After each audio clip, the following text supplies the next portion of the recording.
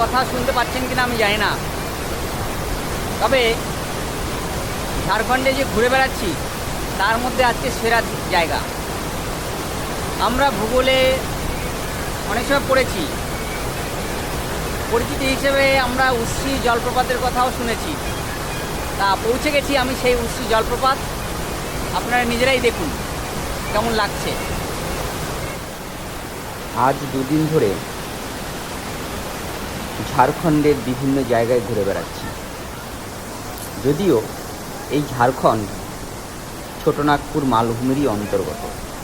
যে জায়গায় দাঁড়িয়ে আছি এখান থেকে পরেশনাথ পাহাড় বেশি দূরত্বের নয়, মাত্র 41 কিলোমিটার। যে উশ্রী নদীর ঝর্ণা দেখতে এলাম তা হলো বরাকর নদীরই শাখা নদী। আসলে এই বরাকর নদী সমগ্র ঝাড়খণ্ডের কোনো না কোনো জায়গা দিয়ে প্রবাহিত হয়েছে, যার উৎস হলো ওই পরেশনাথ পাহাড়। পরেশনাথ পাহাড়ে যখন আমরা ঘুরে বেড়াই আপনাদের দেখিয়েছিলাম বিভিন্ন প্রকারের নালা রয়েছে। ওই ছোট ছোট নালা বৃহৎ আকার ধারণ করে বরাকর নদীর সৃষ্টি করেছে। আর এই বরাকর নদীরই একটি শাখা নদী হলো এই উশ্রী নদী। আবার হঠাৎ করে এখানে কেন তাহলে জলপ্রপাত তৈরি হলো? ঝাড়খণ্ডের অন্তর্গত প্রত্যেকটি জায়গা কঠিন শিলার আবরণের রয়েছে। ঝাড়খণ্ডের এই অঞ্চল যে নদীর জন্ম দিয়েছে, এই নদী কখনো কঠিন শিলা আবার কখনো নরম শিলার ওপর দিয়ে প্রবাহিত হয়েছে। যেহেতু কঠিন শিলা থেকে হঠাৎ করে নদী যদি নরম শিলার উপরে প্রবাহিত হয় তবে তার ক্ষয়কার্য অনেক বেড়ে যায়। এখানে সেটাই ঘটেছে।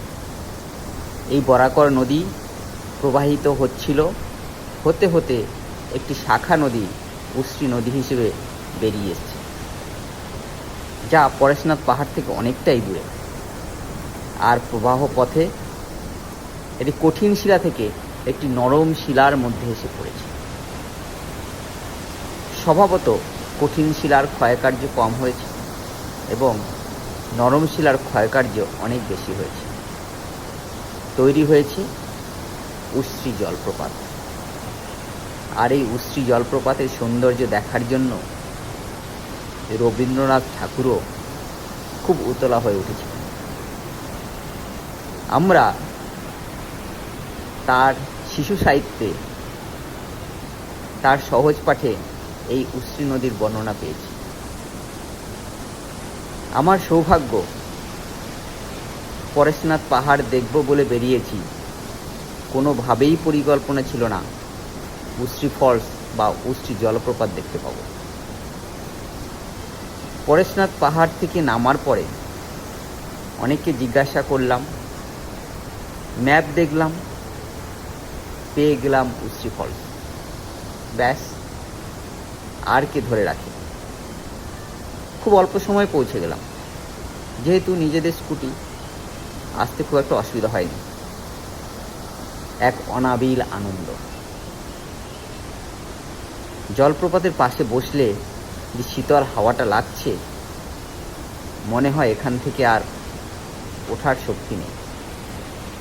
দীর্ঘক্ষণ বসেছিলাম, ভাবলাম এই সৌন্দর্য একা কেন উপভোগ করব, সঙ্গে আপনারা আছেন, কিছুটা তুলে ধরছি। ভুল ত্রুটি থাকতে পারে, কমেন্টে জানাবেন, শুধরে নেওয়ার চেষ্টা করব। এরপরে যেতে হবে অনেক দূর। এরপরে যাব চিকুট পর্বতের দিকে। আরও দুদিনের পরিকল্পনা রয়েছে, বেশিক্ষণ থাকা যাবে না, তাই ওই লাইনটির কথাই মনে পড়ে যায়। And Miles to go before I sleep, and Miles to go before I sleep.